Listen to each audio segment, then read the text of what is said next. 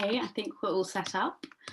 Hi, I'm Natalie Stechler, counselling psychologist, and I think, let me just check it's all working. Okay, brilliant, you can see my slides. Thank you, Nicole, for helping me with all this technology. Okay, so I'm Natalie Stechler, a counselling psychologist. I am currently working at North Middlesex University Hospital, where I'm working with healthcare professionals,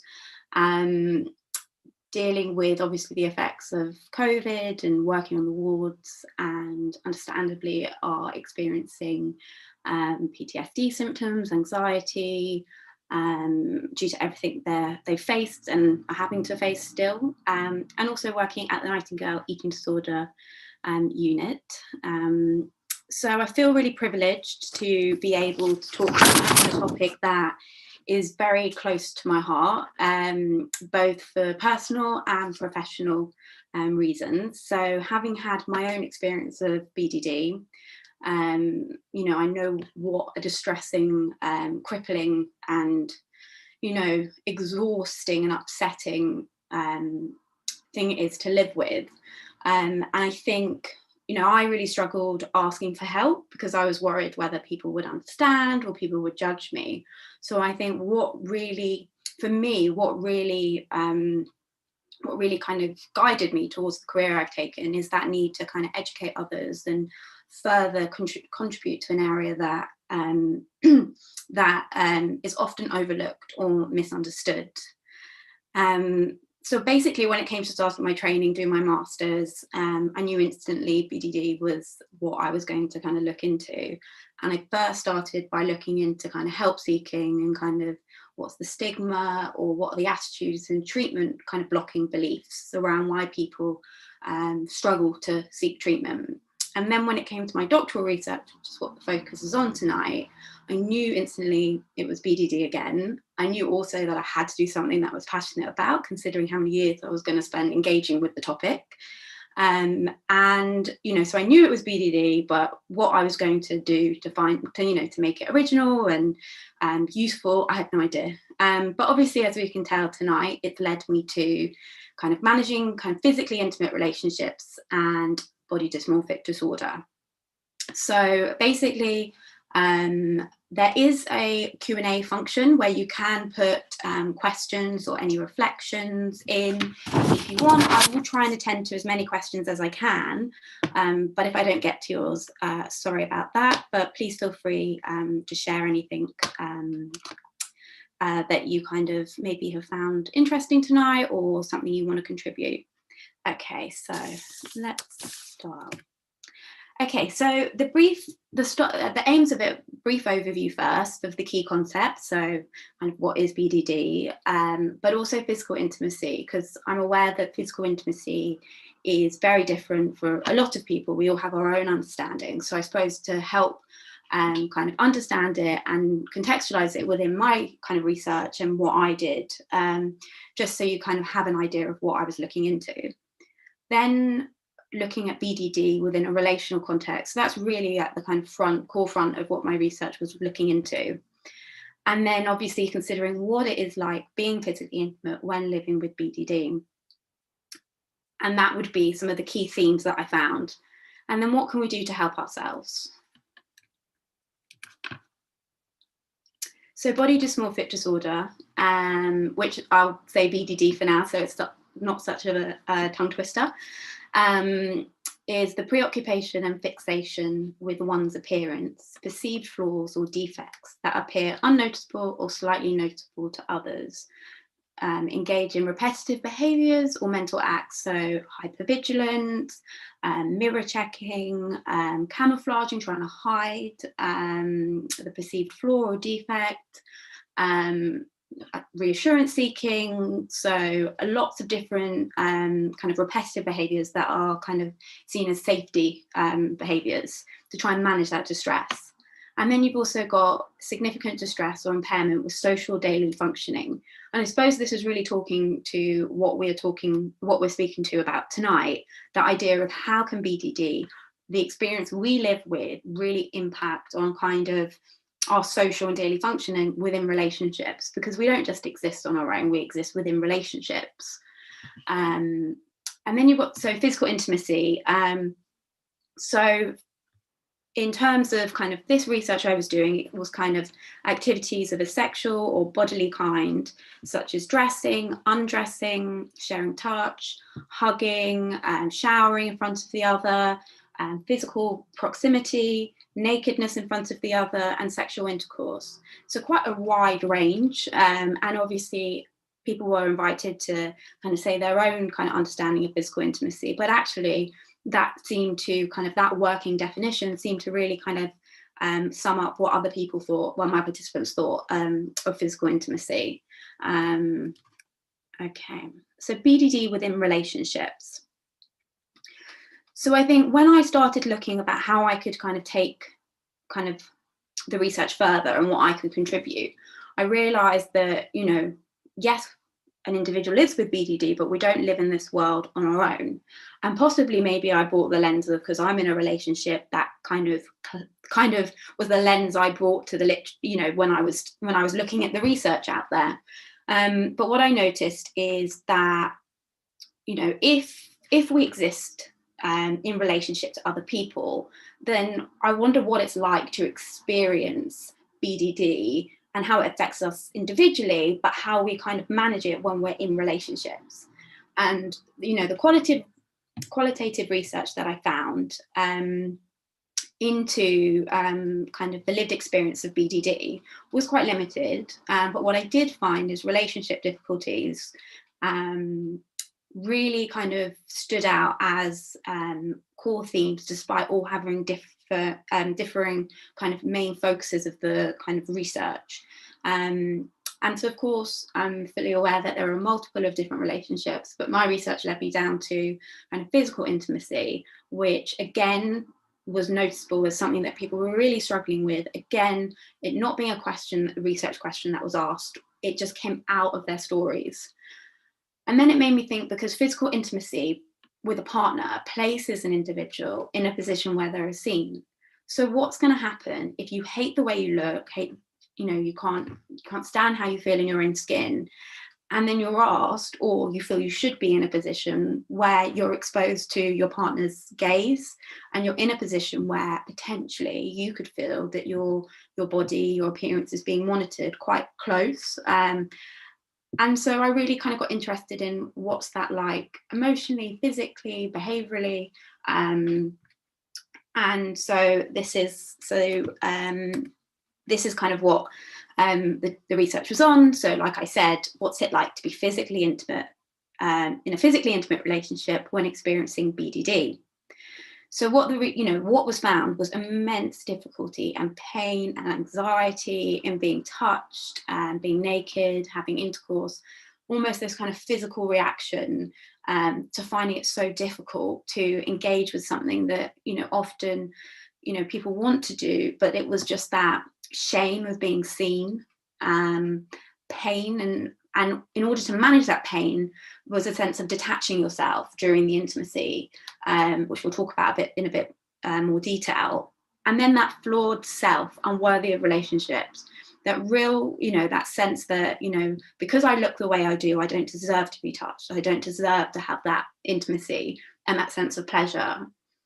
And also what was interesting is BDD almost assumed an identity of its own, as if there were three people in the relationship. So you've got both people in the relationship, but then you've got BDD, which is, you know, a lot of people say BDD is, you know, my BDD voice is telling me this, and it almost became like the critical other that, you know, was speaking so much louder. And so it was almost like having to kind of negotiate the relationship between your partner, but also what the BDD was saying to you. So the shame in being seen. So this, you know, this was very much focused on a real shame and discomfort with either the full body or semi-naked body being seen by their partners, and such an emotional kind of response to this.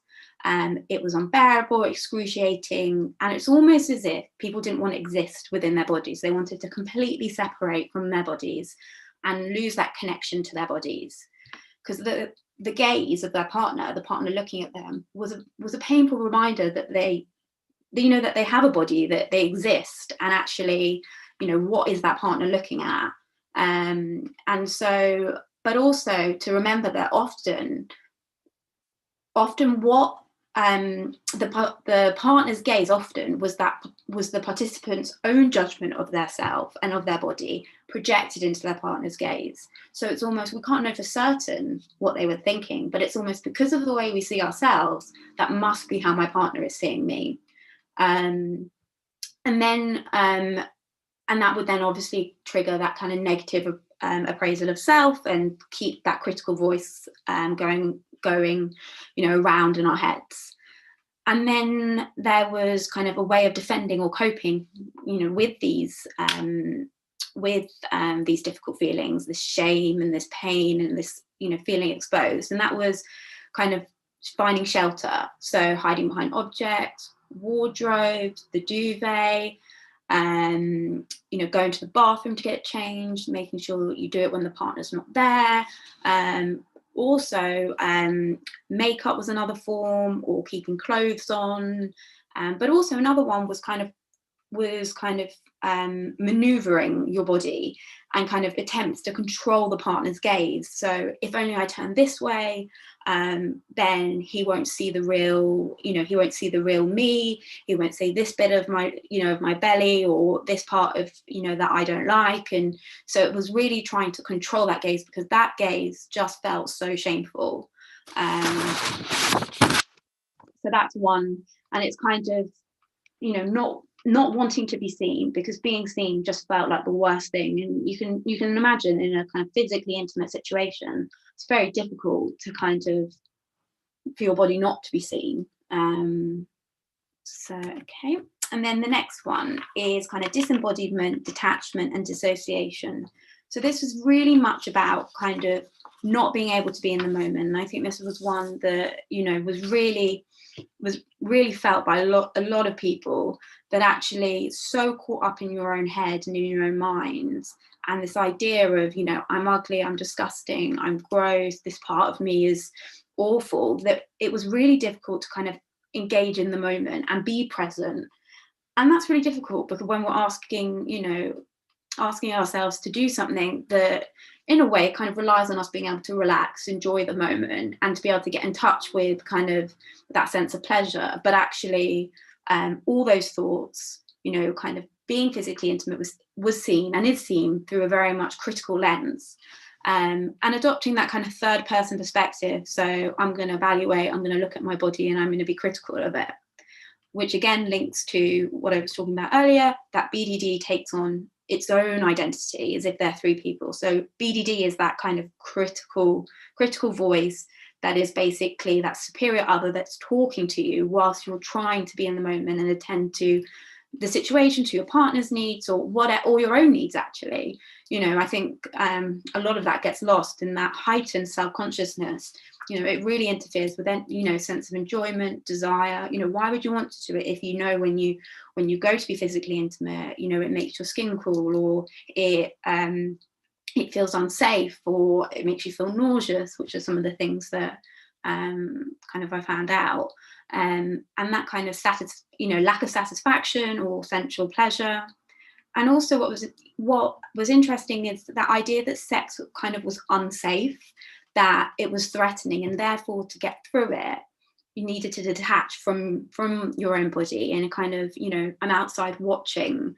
It's not something I'm connected with. And, it reminds me very much of that kind of, when we enter something, that's stressful or triggering or traumatic, our body goes into that kind of fight or flight mode to protect ourselves, which again freezes one of them. And that's that way of kind of being able to disconnect, so that in that moment we can get through it, as best as we can in order to survive. So there is that sense that something about being physically intimate is unsafe and potentially threatening, and therefore their need to disconnect and detach.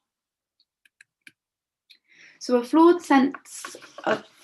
self, unworthy of relationships. Now, this was a massive one that I think obviously kind of again went through all participants, that really feeling inadequate and believing that they're not good enough, not beautiful enough. And there's almost that thing that because of the way they look, they don't deserve it. And the disbelief that a partner could even find their bodies attractive, because if they, if you see yourself as ugly, unattractive, disgusting, there's such that disbelief how anyone else could possibly see you any other way, because you truly believe the way you see yourself is fact, it's reality. And so then to come up against a partner who's saying, oh no, I don't see you like that, there was that real disbelief and kind of puzzlement and suspicion. What led their partner to stay? It must be something else. It can't possibly be because he finds me attractive. It's got to be something else. And that real fear of what if they see me. So it's almost as if time's running out to a certain extent, or time's limited, that if their partners were to see them the way they see themselves, then they would leave them. So they're yet to see that real person, the way that they see themselves. Their partner is yet to see that, because they truly believe that what their partner's seeing is being kind of sheltered by doing this, by kind of hiding behind certain things, wearing makeup, camouflaging, all of these different things. Because if we stop doing those, the fear is that our partner will see kind of how I really look, and therefore it would have catastrophic consequences. But also that kind of self-perceptions of kind of their self-worth in a relationship is very much orientated around appearance and did not refer to self-attributes beyond physical attributes. So it was very much that, the sense of worth within a relationship was very much seen through the appearance lens, rather than seeing it through the lens of personality or any other things you bring to a relationship. Okay, struggling for pleasure. So I suppose if you're going through this idea of, you're finding it shameful to be seen, you are, disconnecting because it's something so unbearable, there is this sense that actually physical intimacy isn't pleasurable. It's a struggle. And that's what I really heard from people, and then because it wasn't pleasurable, it became this mundane thing that almost you had to do. So it was a chore, something to get over and done with. It was a test, it was a functional thing rather than relational. So it almost became something like a tick thing, like you have to do this. And I think it's very much connected to the idea that there are internalized messages around how sex and physical intimacy should be. You should have an orgasm, you should enjoy it. But actually, having those shoulds and those musts actually further contribute to this idea of it being something goal-orientated rather than just to be experienced. And because being very much in our own heads, it was very much that sex became more of a performance, because I don't want to upset my partner. Am I making the right noises? To give the impression that actually I am enjoying it. And understandably, that's, on reflection, that's incredibly difficult and incredibly painful, if we're having to see kind of physical intimacy like that. But I really believe it's reinforced by those messages around how a relationship should be, what sex should be like, and what is, the marker for successful sex, which is what came up quite often. So what can we do to help? So with BDD, the recommended treatment at the moment is CBT, cognitive behavioral therapy, where we kind of focus on the thoughts, the behaviors, and the emotions, and how this all kind of affects each other and it integrates together. And then also alongside serotonin reuptake in selective serotonin reuptake inhibitors, SSRIs, bit of a tongue twister, But also what I noticed from this, so obviously we would use some of the kind of CBT interventions, which are really helpful, and adapt them to address obviously the kind of the focus of the work, or, you know, the focus that we're kind of thinking about the relationship and physical intimacy. But also what I notice is this huge amount of shame. And so therefore, kind of moving forward is to really incorporate shame and dissociation, that sense of detachment, into therapeutic work for BDD. And for example, which I'll talk about more in a minute, is compassion focused therapy and or interventions focusing on connecting us with our body, such as mindfulness based approaches. You know, and and I always say this to people, you know, not everything suits everyone. So mindfulness might not be something that you feel you can engage with, but maybe taking a more compassionate lens is something that you could work with. So it's being kind to yourself and realizing that some things work for some and some things don't work for others, and that's totally okay. So with cognitive behavioral therapy, you've got central to it is this idea of two competing theories. So often, you know, the individual living with BDD has been living by a particular theory, and that's when they see their appearance as the problem. So we can use this idea and actually apply it to kind of physical intimacy. So let's take theory A, which often the individual living with BDD is kind of following and living by. So my appearance is the problem. My solution is I take every possible step to not be seen. This has led me to avoid physical intimacy, cover my body, maneuver or control my body, see physical intimacy as unsafe or threatening, traumatic. But I suppose, what are the consequences for us seeing that the appearance is the problem, that my body is the problem? What it does is it keeps that preoccupation and that feeling and those anxieties alive, that you must cover it. You must do these things in order to feel as if you can be safe and engage in physical intimacy. So what would be really helpful would be, okay, so let's try and suspend that for the moment. We're not asking people to totally get rid of it, because, you know, we've got to remember, for a very long time, individuals living with BDD, you know, really believe and live by this, that, you know, my appearance is the problem and that's final, and that's where the line is drawn. So taking some sensitivity and kind of providing an alternative theory. So the alternative theory, so theory B. So this is very much so, my problem is in being excessively preoccupied by my appearance. I'm worried about being seen. My solutions, which is theory A, have become my problem and feed my preoccupation. So actually, what we're saying here is the problem is an emotional, psychological one. It's that worry problem, it's that preoccupation, and therefore can we address that preoccupation, rather than seeing the problem is your appearance itself. And I think this is quite interesting to think about in terms of relationships, because it shows, first of all, that there are many different ways of kind of conceptualizing BDD, and this is one of them. You know, one is that it's a physical problem, the other is it's an emotional, psychological problem. And if you think about it, you know, in a relationship, you might have the individual living with BDD experiencing and very much living by theory A. And then you've got the partner who, in a way, is seeing it very much like theory B.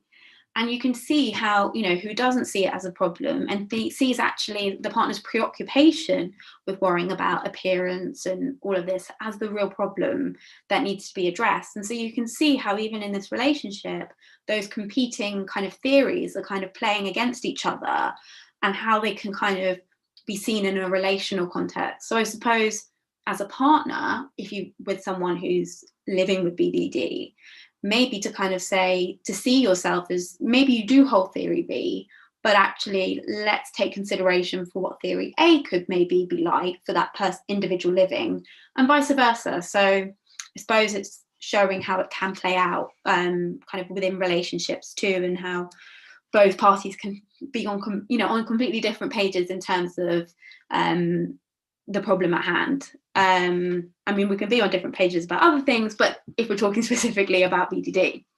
So CBT, safety behaviours. So very much the CBT model talks about safety behaviours, which what we do is we engage in them to avoid trying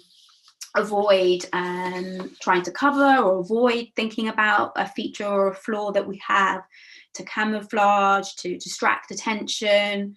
And basically it's to reduce that level of distress, and to make ourselves feel that we can actually cope in the moment, which understandably is really difficult. And understandably, you know, we're going to reach for those kind of safety behaviours that make us, that lower that anxiety, because who wants to feel that anxiety? But actually, unfortunately, it has unintended consequences, which is actually, it keeps the cycle going, because actually increases your negative appraisal of yourself, because you become even more preoccupied and more self-conscious, because you're attending to, you know, is this safety behavior working? And, you know, you're unable to feel that you can face these situations without these safety behaviors, because it feels too much. And so first, it would be really important to do that psychoed. But if we're to explain the unintended consequences, but also the safety behaviours I'm specifically talking about here are those kind of hiding behind a cupboard when getting changed, going to the bathroom, keeping the lights off, controlling the position of your body.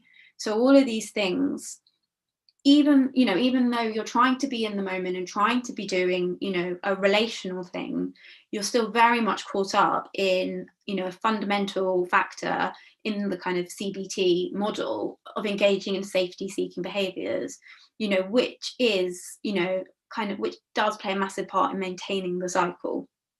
And so obviously, so kind of that psychoeducation around kind of what happens and why it kind of is a sort of perpetuating thing if we engage in these behaviours.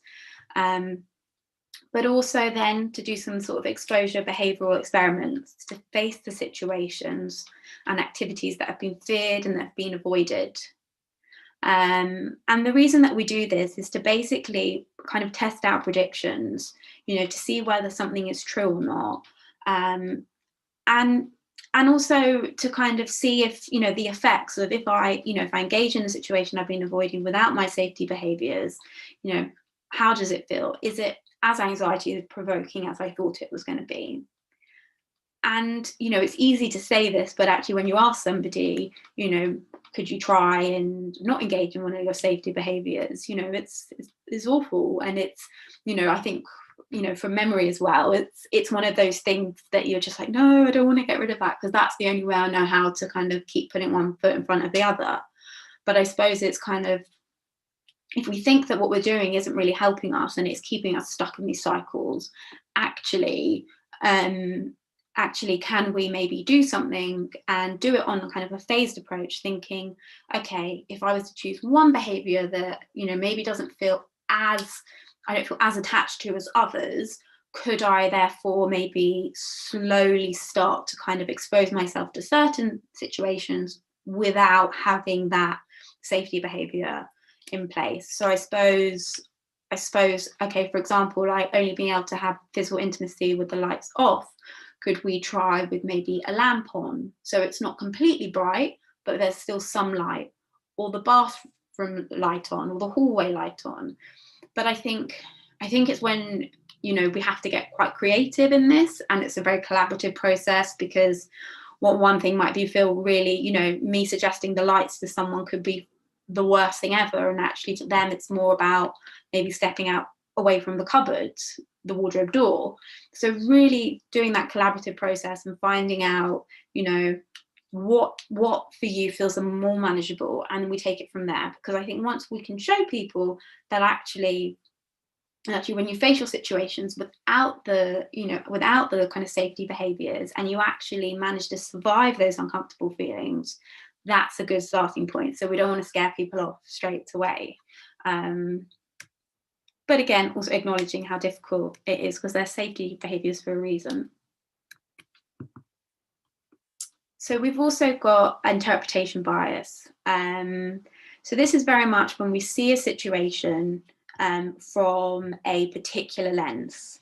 And very much the focus of it is we become tunnel visioned, and our interpretation of the situation is very much seen purely based on appearance, purely based on our appearance and our body and how we see ourselves.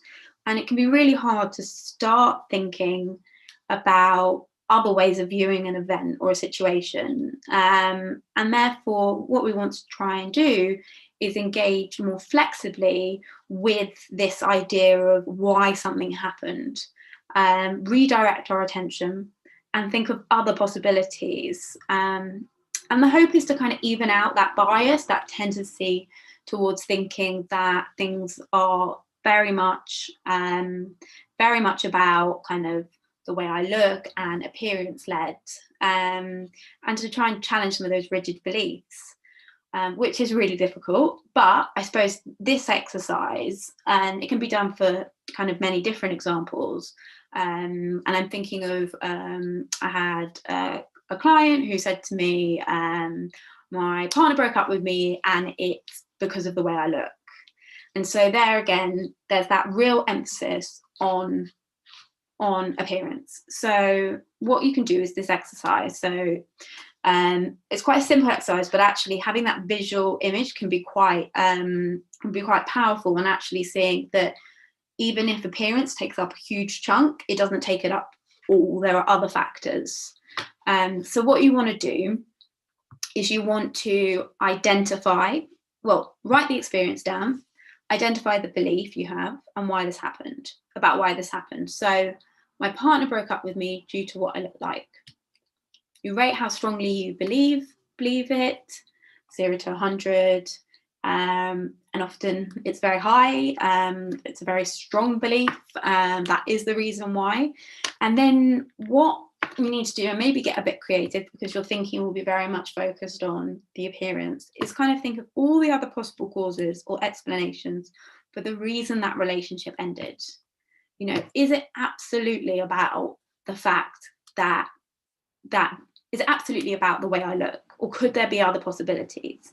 And it can be difficult to do, but really start kind of challenging yourself and trying to think, what other, outcomes, or if the situation was a friend situation, how would they look at it? And to really start. So for example, was it because the timing was wrong? Was it because actually he or she wasn't what you wanted? Was it because of you had different ideas and goals for your future? Is it because one was he or she was moving abroad? Are there many different kind of reasons? Was there too big or too little of an age?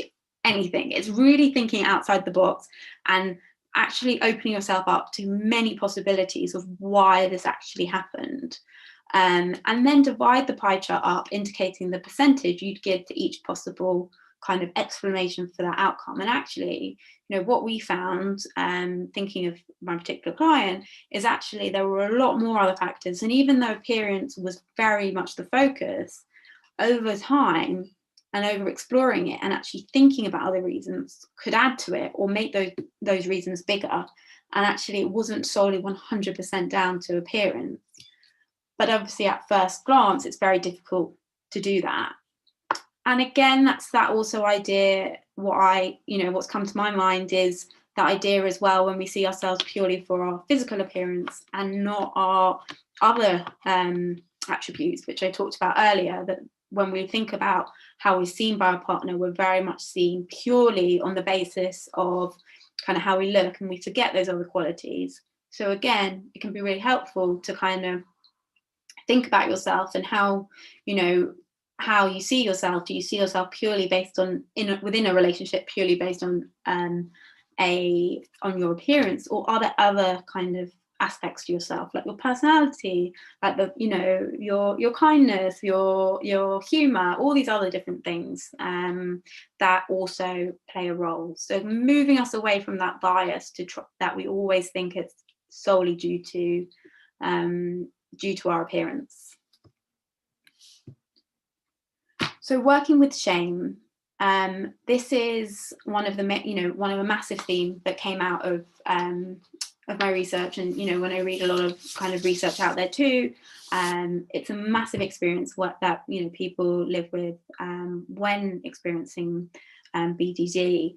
And I think because we try our best to fit in, and if we don't feel we fit in, therefore we try and hide parts of ourselves that are shameful. We do that with our personality, but also physically with our appearance.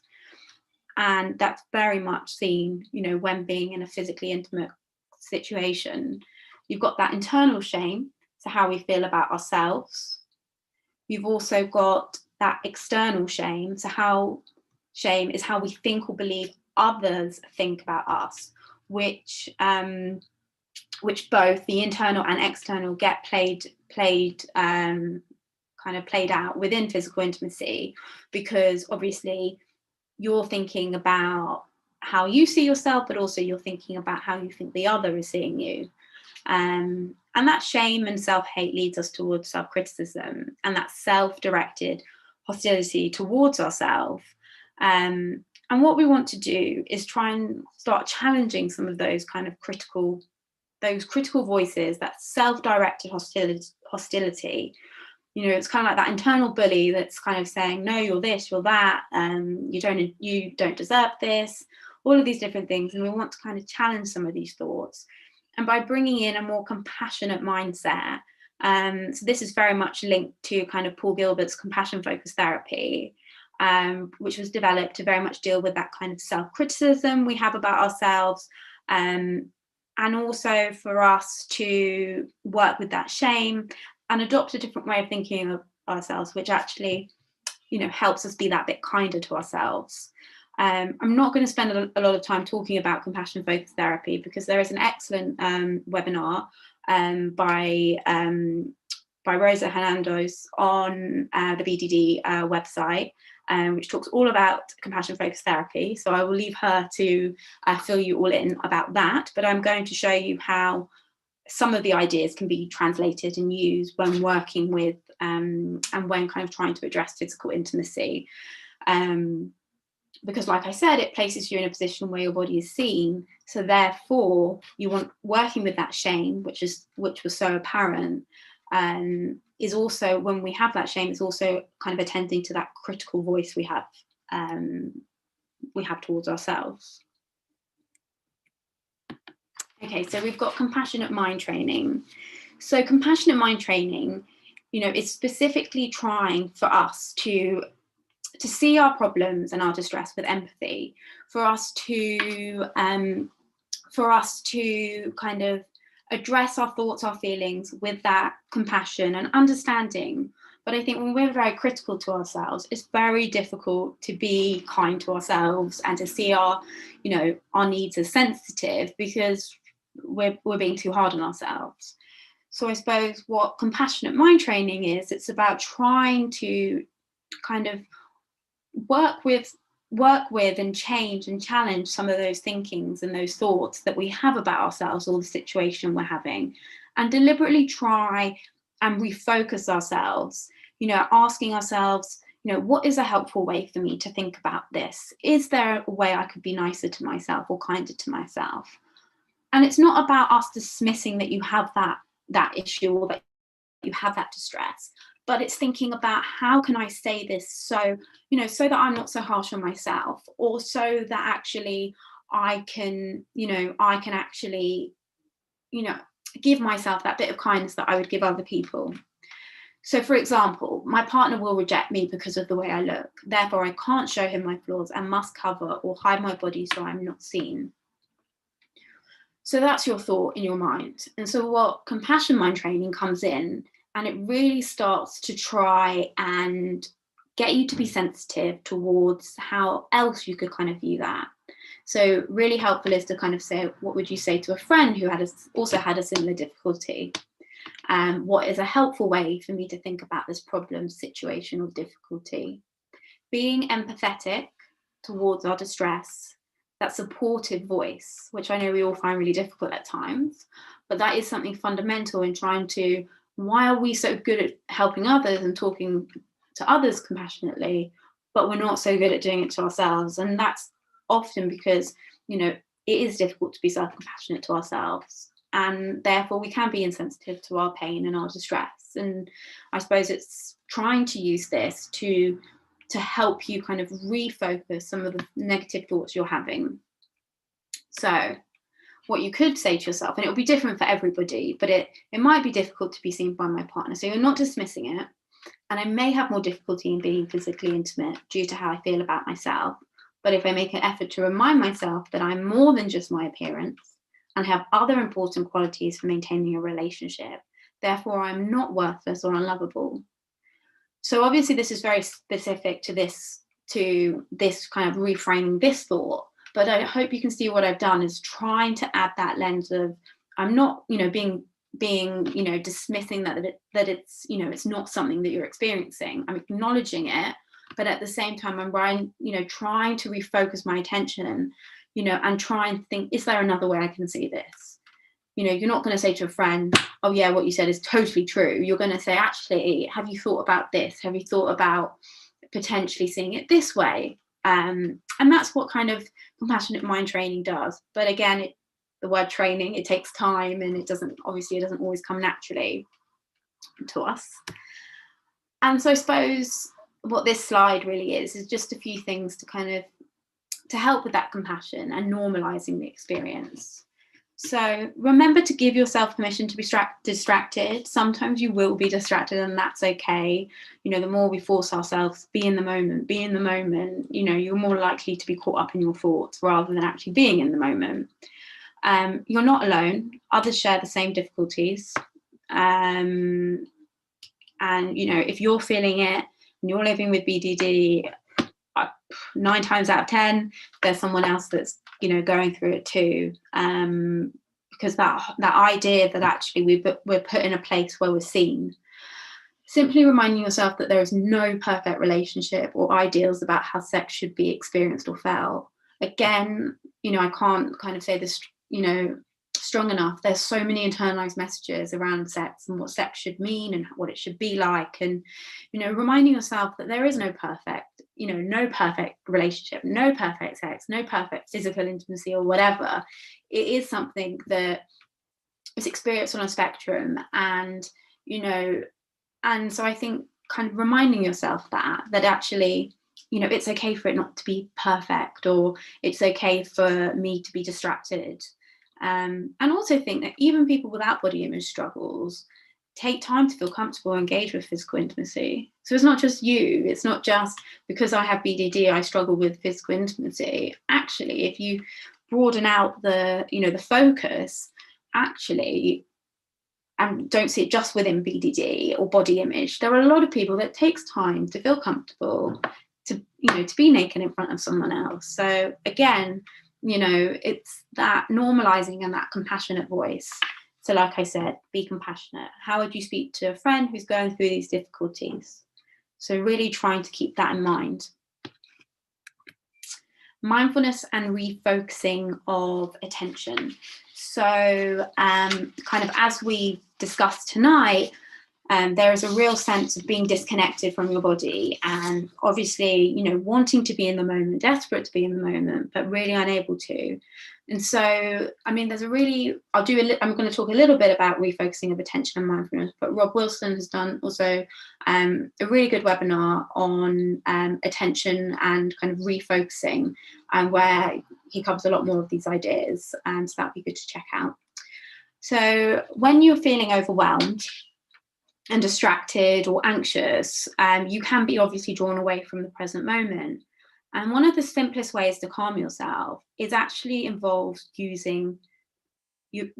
focusing back on your breath, and actually using your breath to calm yourself down and actually bring yourself back into the present moment.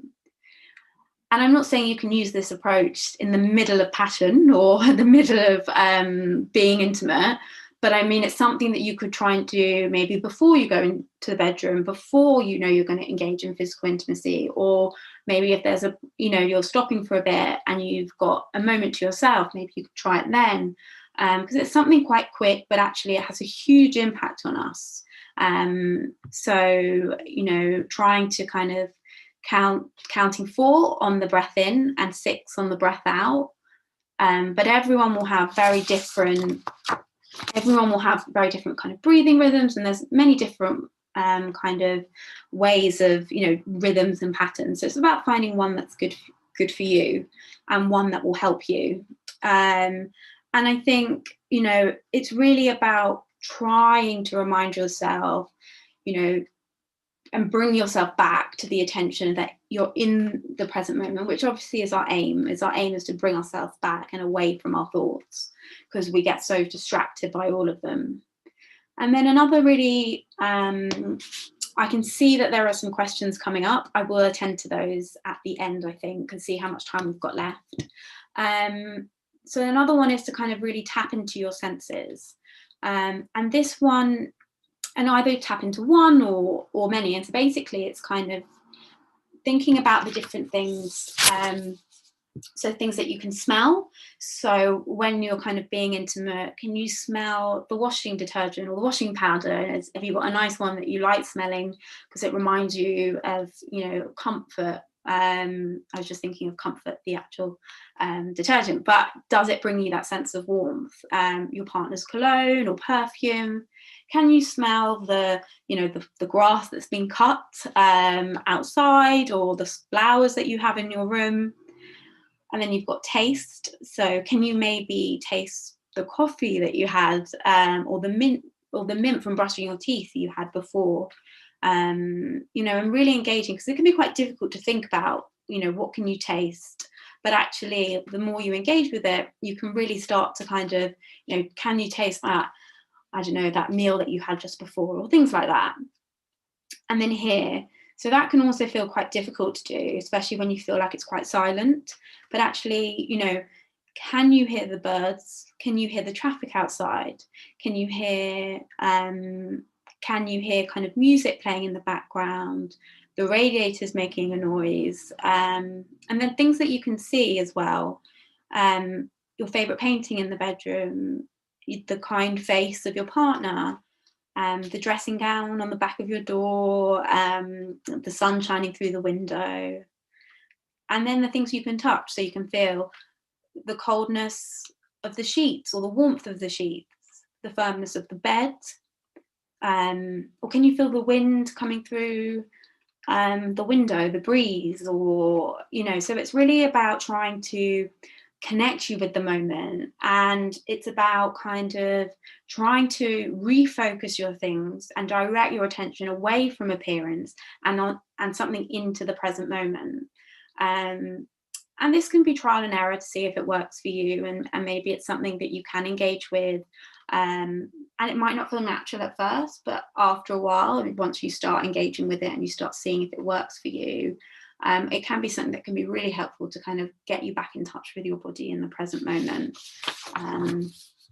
But again, not beating yourself up if it's something that you struggle with. And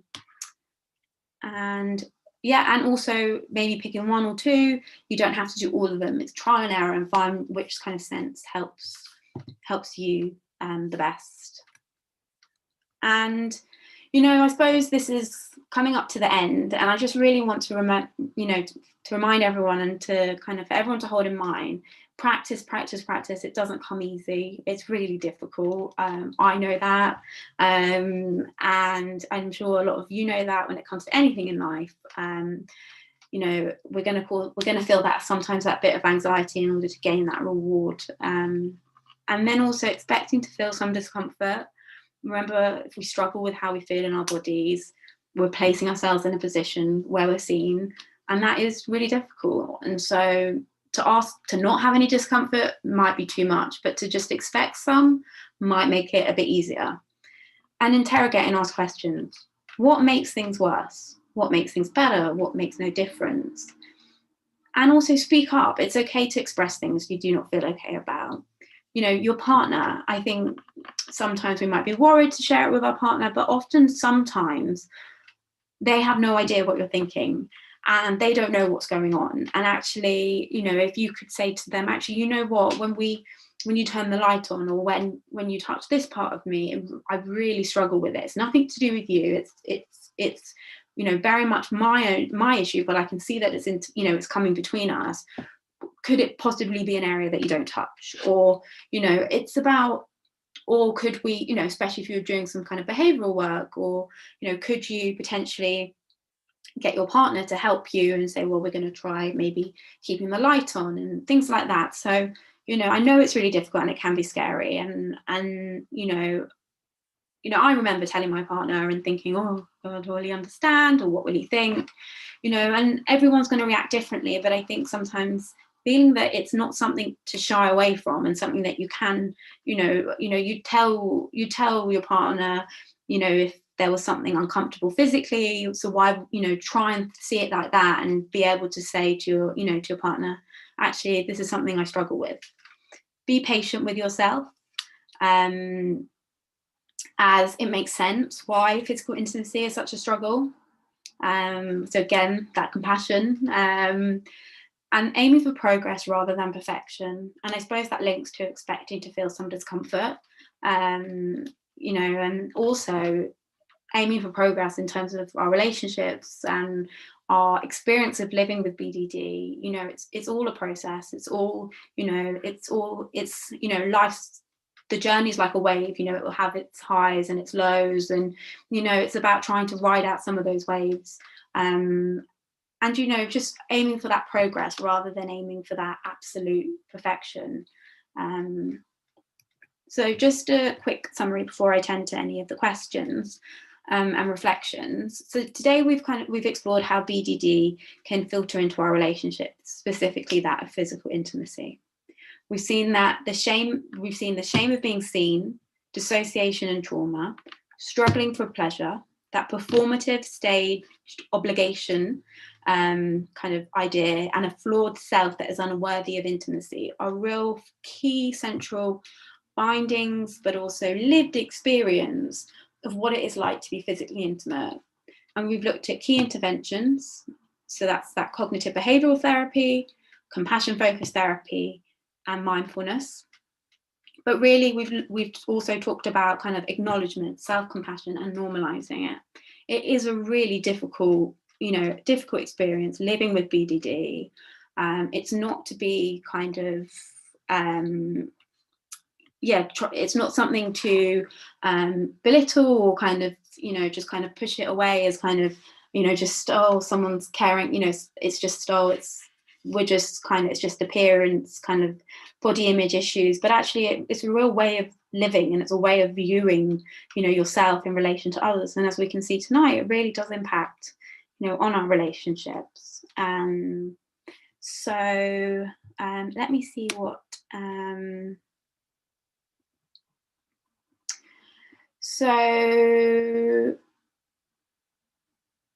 So someone said, do you find there's enough research is happening in BDD?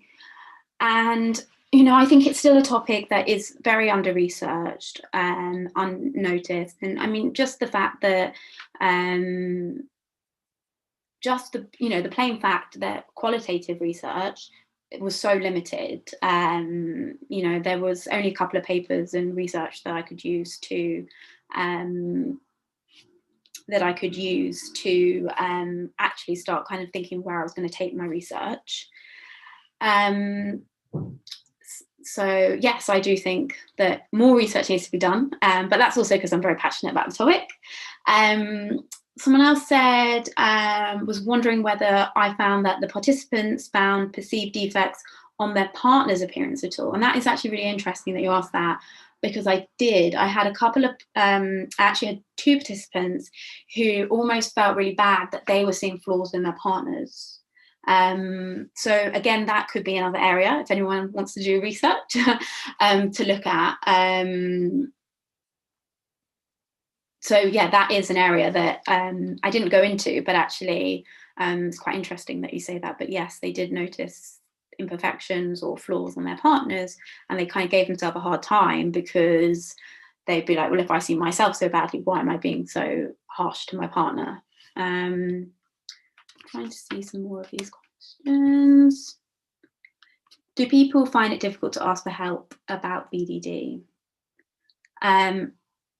Yes, definitely find it difficult to ask for help. I think if we're talking about shame, if we feel shameful about something, it's going to be really difficult to speak about.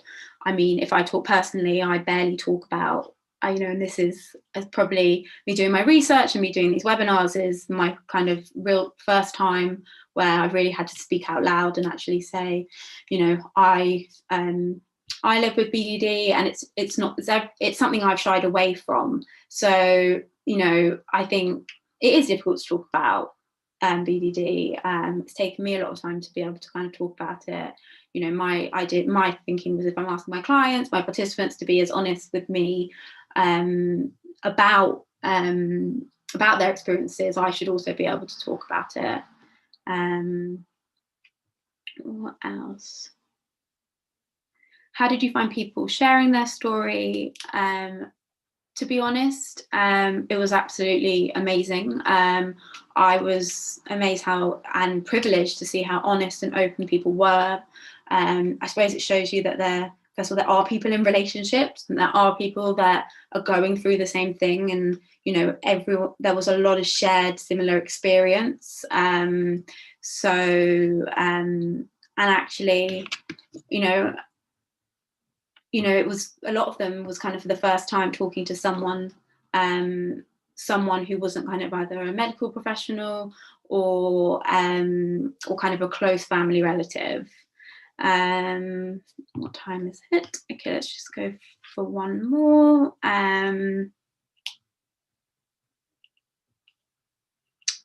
See another one.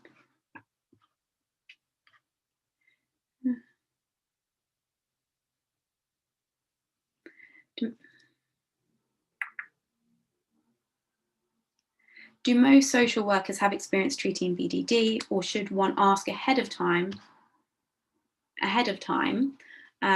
if the therapist is comfortable treating someone with BDD?